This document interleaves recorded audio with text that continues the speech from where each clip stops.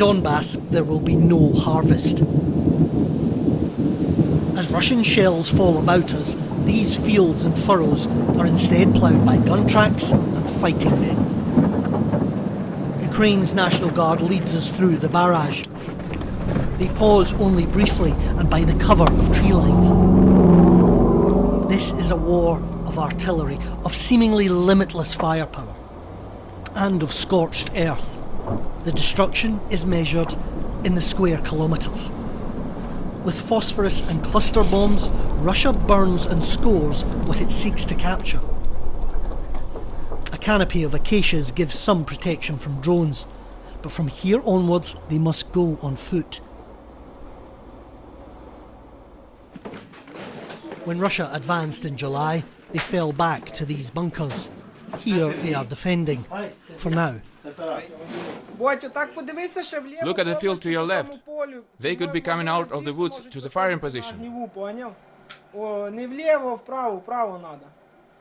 How confident are you that you can hold this line, stop the Russians breaking through?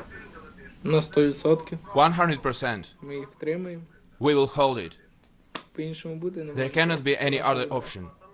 It's our land. We will fight for every piece of it. Our flag will be in every city on the borderlines which were established in 1991. They will not have the power to change this. The breakthrough in Kherson has buoyed spirits, even as Russia's dominance in Donbas rings out loudly. But this war isn't only being fought at long distance. Q, there's a landmine here. Careful. Careful. The threat here isn't just the artillery you can hear, it's also these landmines all along this pathway. That's why I'm following very closely in the footsteps of the men ahead. There's another one. They edge closer to Russian positions. Quiet. This is zero line, the front of the front line. Here they are eyeball to eyeball with the Russian enemy. So these are the same men that fought the Russians in Lysychansk and Severodonetsk. Big difference this time, they say, is manpower. Back then they were outnumbered about 1 to 7. Now it's 1 to 3, and as defenders they like those odds. Russians? They're literally at the other side of the river. The farthest point, the very edge of this conflict. It's a lonely and deadly outpost.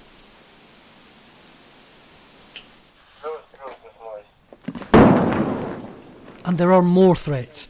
Some locals are ambivalent, others hostile to Ukrainian forces. But not Sergei. Where is your wife? Is it hard being apart? Yes. Every hour, every moment I miss her. It's difficult without her, because I love her, and she loves me. What a life. But I think we will get through it all. Everything will be for the better.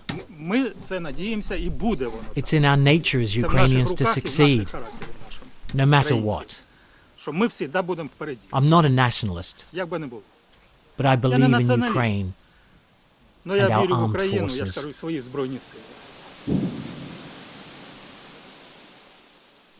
Despite the shelling, Yeva and her mother appear numb to danger.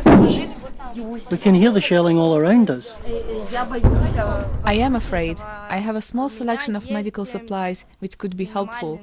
If suddenly, God forbid, something happens to my child or to anybody at all, I will give them first aid and take them somewhere for further treatment. But at the moment, as long as I have strength, I want to stay at home. So for now, Yulia and Yeva will hang on here amid the illusion of a normal life.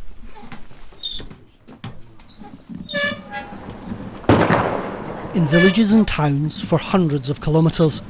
There's no school, no work, no life. A country frozen in time and in conflict. Few live this war as fast and as close to danger as Ruslan and his team of army medics. The cost of hesitation lies all too apparent by the roadside. Speed is a matter of life and death for them and for their patients. Their ambulance can't afford to wait until the shelling stops. Unlike those around them, the vehicle isn't armoured. Fresh obstacles from Russian shelling appear in their path daily. Russians came and destroyed our roads. They destroyed our industry.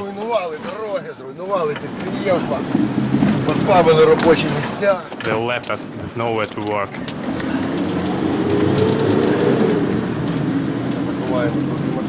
But there are times when even Ruslan and his medics have to take cover.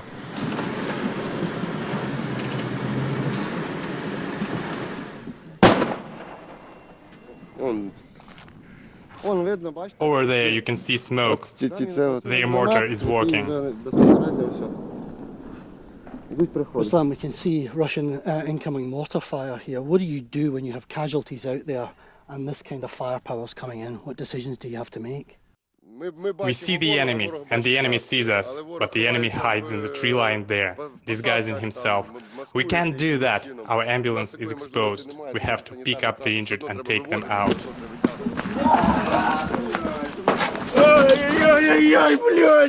Russia's viciousness is the daily burden of Ukrainian combat medics. This man curses in agony